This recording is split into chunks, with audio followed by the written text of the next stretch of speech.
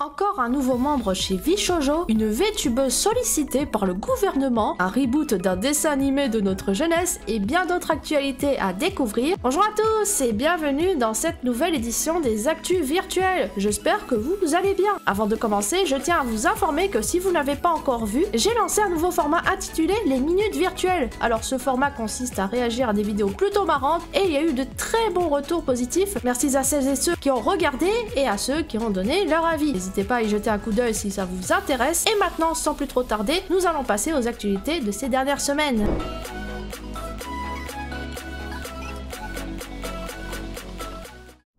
Chez VShoujo, jamais 203. Après l'arrivée de Giga et de Kanai Kuro, une troisième membre fait son entrée, et c'est Matara qui est la dernière nouvelle recrue de chez VShoujo. Elle a débuté le 15 octobre et son design est tout à fait assez semblable. En effet, il est assez rare de voir une VTubeuse prendre la forme d'un insecte, et plus précisément d'un cafard tout rose, tout droit venu de l'espace visiblement. Les teasers sous forme de reportage en noir et blanc annonçant l'arrivée d'un vilain ont été publiés. On avait une affiche d'un film de série B, un peu dans ce style, parlant de l'attaque de la femme cafard. Le 12 octobre, son nom a été révélé et comme je l'avais dit, elle a débuté le 15 octobre dernier sur Twitch et son arrivée a été assez remarquable. En effet, elle a eu un pic de viewers à 44 000 spectateurs sur son stream. Il est clair que VShoujo est très actif dans ses recrutements. Reste à voir si d'autres VTubers rejoindront bientôt le navire. À noter qu'actuellement, le groupe compte désormais 13 membres. C'est une collaboration des plus mignonnes que l'on peut y assister. La franchise Pokémon s'est associée au musée Van Gogh. Cette collaboration a été créée pour marquer le 50e anniversaire du musée et vise à captiver un jeune public pour les faire intéresser à l'art. Elle a pris la forme d'exposition en mettant en lumière l'art de Van Gogh au travers de la culture japonaise. Dans cette expo, on découvre plusieurs œuvres d'art Pokémon revisitées dans le style caractéristique de Van Gogh. De plus, il est possible de se procurer des goodies à l'effigie des Pokémon, mais là aussi revisitées dans le style du célèbre artiste néerlandais. Néanmoins, cette collaboration a connu quelques couacs. En particulier, elle a attiré l'attention des collectionneurs des cartes Pokémon qui étaient prêts à tout pour obtenir l'édition limitée de la carte Pika Portrait. Alors cette carte met en scène Pikachu dans une pose inspirée de l'autoportrait du célèbre Vincent Van Gogh. À la base, la carte a été initialement destinée aux jeunes visiteurs qui suivaient un jeu de piste dans les salles du musée. Malheureusement, de nombreux revendeurs de cartes Pokémon ont tenté de se l'approprier et depuis le 14 octobre, cette carte n'est plus du tout disponible. C'est une déception pour ceux qui souhaitaient simplement l'ajouter à leur collection après avoir suivi une visite amusante au musée. Mais il est clair que le marché spéculatif des cartes Pokémon connaît actuellement un essor assez considérable et qui fait que de nombreuses cartes Pokémon puissent être revendues à des prix vraiment très exorbitants. Pour vous donner un exemple, la fameuse carte Pikachu issue du musée a pu atteindre la somme des 800 €, ce qui est assez dingo, sachant qu'elle est gratuite en faisant juste un jeu de piste. Quel est votre avis sur le marché des cartes Pokémon? Pensez-vous que cela est une bonne chose ou que ça gâche un peu l'esprit Pokémon? Dites-moi en commentaire ce que vous en pensez. Avant de passer aux actualités, je tiens à remercier vous, les viewers, pour votre soutien et les membres et super membres de ma chaîne YouTube qui la soutiennent financièrement. En tant que petite créatrice, il faut savoir que YouTube me génère très peu de revenus et grâce au sub, je peux avoir la possibilité d'avoir un petit revenu, plus je serai dans la possibilité de faire du contenu pour longtemps. Donc si vous le souhaitez et que vous avez la possibilité, vous pouvez toujours me soutenir en prenant un sub sur ma chaîne YouTube. Il y a deux formules, une à 3 €, une à 5 €, sachant que la formule à 5 € vous permet d'apparaître avec un ou votre avatar dans mon décor en tant qu'IA, comme ce qu'on voit derrière depuis tout à l'heure. Cliquez sur le bouton rejoindre pour avoir plus d'infos. Sortez vos chronoscans, chers amis, car Martin Mystère fera son grand retour en 2025. En effet, nous avons eu l'annonce d'un reboot de la série animée Martin Mystère en version 3D. Et oui, cela représente quand même un changement assez considérable par rapport à la version des années 2000. Avant de bondir de votre siège, permettez-moi de vous fournir quelques petites explications pour comprendre ce qui se passe. À l'origine, il faut savoir que le dessin animé Martin Mystère que nous avons connu à la télévision a été produit par les sociétés canadiennes Image Entertainment et surtout Marathon Media Group, désormais renommé Zodiac Kids, qui est une entreprise française de production audiovisuelle, qui est donc derrière Martin Mystère, mais aussi de nombreux autres dessins animés comme les Totally Spies ou encore le Marsupilami. Cependant, pour le reboot du dessin animé, c'est une société singapourienne du nom de Power Kids Entertainment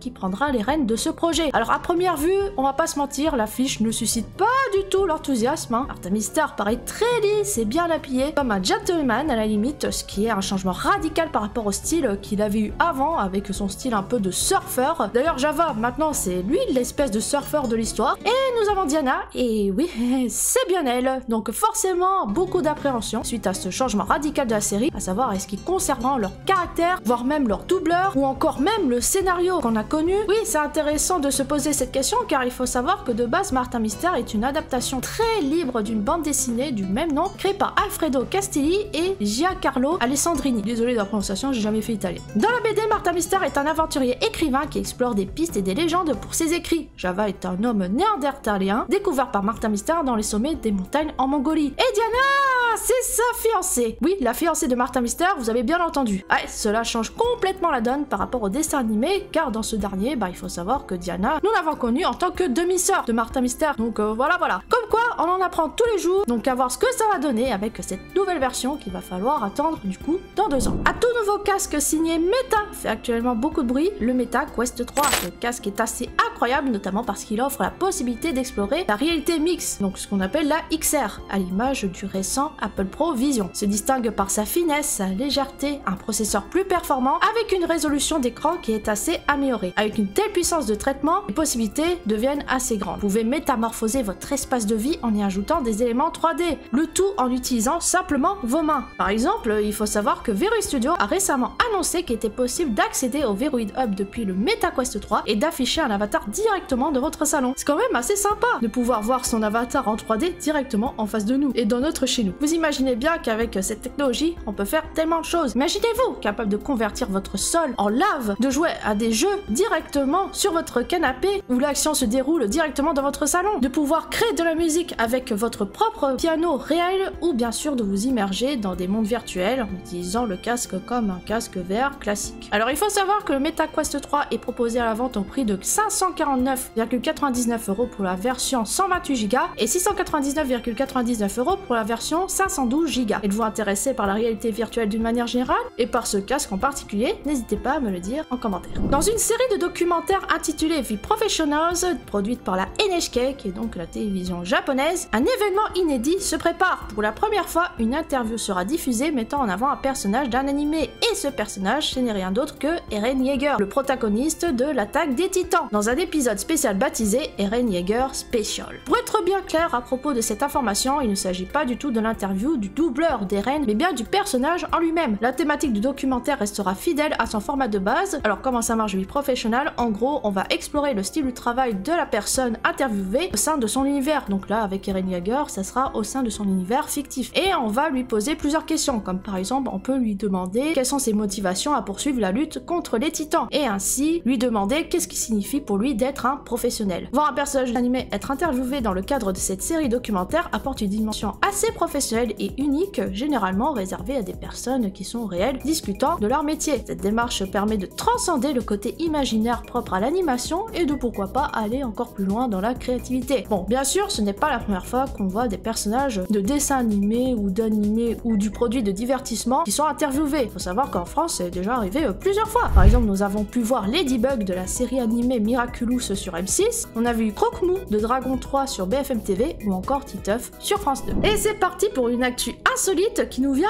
tout droit du Japon. Et ouais, on y reste encore. Nous avons le gouvernement japonais, plus précisément le ministère de l'Intérieur et des Communications, qui a fait appel à une VTubeuse pour lancer une campagne de sensibilisation contre le harcèlement en ligne et la diffamation. Ils ont ainsi sollicité Yakuman Dembara Salomé, alors je suis désolée de la prononciation, c'était un peu dur, une membre de Niji Senji pour diffuser un message de prévention et de conseils sur YouTube. Dans sa vidéo, Salomé explique plusieurs mesures dissuasives pour contrer le harcèlement, comme par exemple le fait qu'on puisse utiliser la fonction sourdine ou masquée, et que aussi on peut recourir aux lois sur la limitation de la responsabilité du fournisseur. Faut savoir que cette réglementation permet aux utilisateurs de lutter contre la diffamation en ligne ou encore de prendre des mesures en cas d'utilisation illégale de contenu protégé par les droits d'auteur, par exemple des dessins, des vidéos, des trucs comme ça. Il faut noter que ce n'est pas la première fois que Niji Senji s'applique dans des actions visant à combattre la diffamation en ligne. Par exemple, il faut savoir qu'il y avait avait une personne harcelant une des VTubeuses du groupe qui a été condamnée à verser 1,2 million de yens, ce qui fait environ 7500 € à l'entreprise pour ce qu'il a fait. C'est clair que ça pique, mais on va pas se mentir, il avait bien cherché. Mais ça reste assez étonnant de voir des VTubeurs sollicités par le gouvernement pour des campagnes de sensibilisation de ce type. Pensez-vous que cela puisse avoir un impact positif sur la communauté en ligne ou bien au contraire? J'avoue que j'attends de voir vos réflexions à ce sujet parce que moi aussi ça m'intéresse pas mal de savoir ce que vous en pensez là-dessus. En tout cas, je vous remercie d'avoir regardé jusqu'au bout ces actus virtuelles. N'oubliez pas de vous abonner à ma chaîne YouTube, de liker et partager la vidéo si elle vous a plu. Merci aux dons de ma dernière vidéo et merci aux membres et aux super membres de ma chaîne YouTube pour leur contribution financière que j'affiche juste ici. Allez, je vous dis à très bientôt pour de nouvelles aventures virtuelles. Allez, à la prochaine. Ciao!